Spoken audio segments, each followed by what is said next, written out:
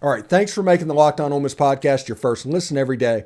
We are free and available wherever you get your podcast, including YouTube. Do us a favor, subscribe to the YouTube channel, hit the bell for notifications, and comment down below or upvote the video itself. Now, let's move over to the game tomorrow night real quick. We're going to talk about how this game has the potential to get stupid. This game has the potential to get wild.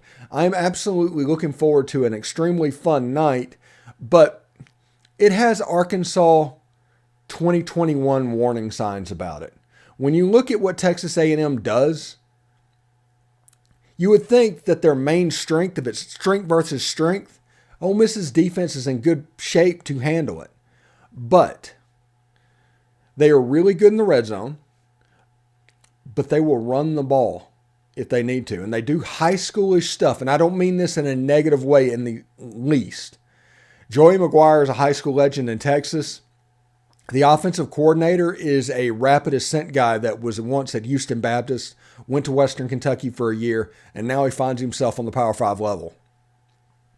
He is a wide open air raid type guy, and he prefers to throw the ball. But against Ole Miss is going to have to stop that run that teams over the last 6 games went to over and over and over again. Texas Tech, I think they're -8 on turnovers. But yet they're 7-5. Oklahoma had a chance to completely put them away. Couldn't do it. I think at one point it was 24-6. Oklahoma lost that game. Tyler Shuck can make some erratic throws, but he can also make some dimes. He seems to be a little bit of a pressure player. And all of these things, when you add them up, the potential for Ole Miss being an extremely wild game for Texas Tech and vice versa is absolutely out there. This absolutely could be a 49-45 game. If everybody remembers the Ole Miss Texas Tech game from 2003, this is what it could look like. Even down to the fact that Jonathan Nichols kicked like 7 field goals that game. Because Texas Tech is pretty good in the red zone. Ole Miss is going to have to work to score touchdowns. It's going to be an important deal for this offense. Now, if you look at what's at stake in this game, you got Jackson Dart, who played his best game as a Rebel in the Egg Bowl. It was a losing game. He played his best game. You have Quinshon Judkins, is about 150 yards away from the SEC freshman rushing record, breaking Herschel Walker's freshman rushing record. That's all big things. Jonathan Mingo and Malik Heath trying to go out on the right note. Now, Texas Tech, I'm not saying they're struggling against it, but common sense would tell Ole Miss that they need to turn Jackson Dart loose. But I don't know if that needs to be the path forward for Ole Miss in this game. I think if you keep breaking the rock, keep hitting the rock, eventually it will crack.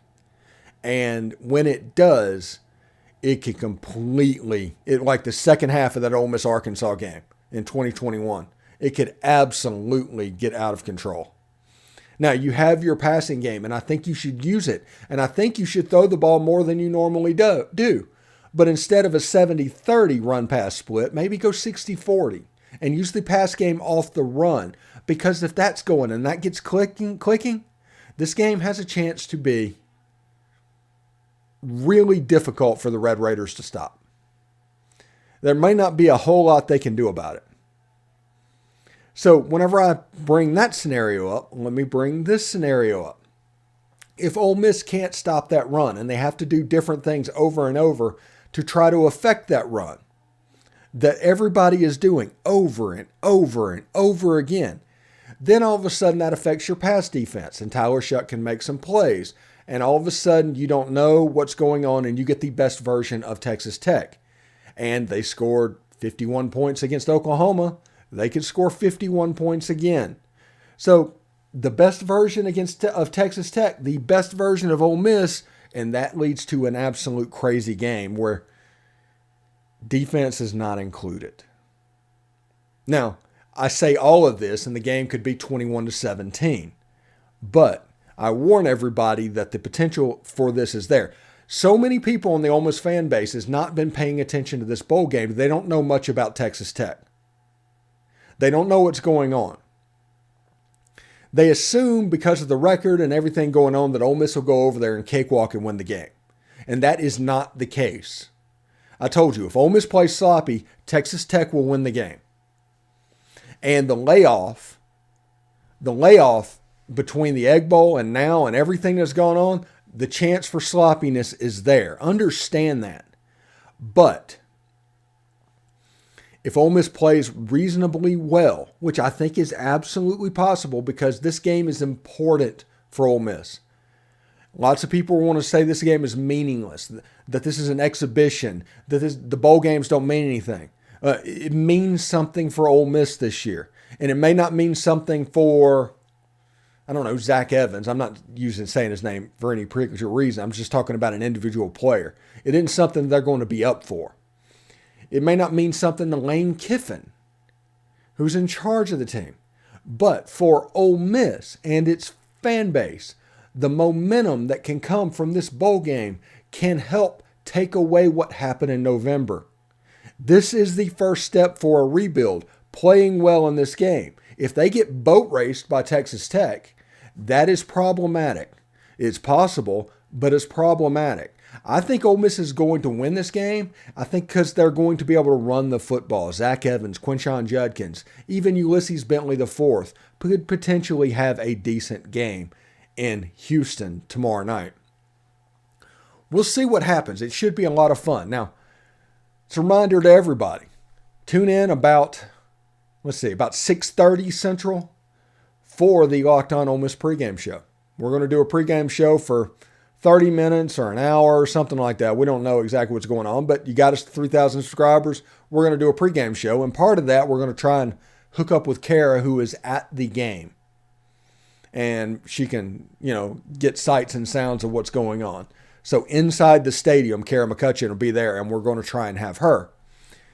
Then after the game, we're going to do our post-game shows. 30 minutes, hour, same deal, talking about the actual game, what went on, the storylines from the game. We're going to handle that. The next day, I am off to Orlando to interview Suntarine Perkins and Aiden Williams as a part of Under Armour All-American Game Media Days.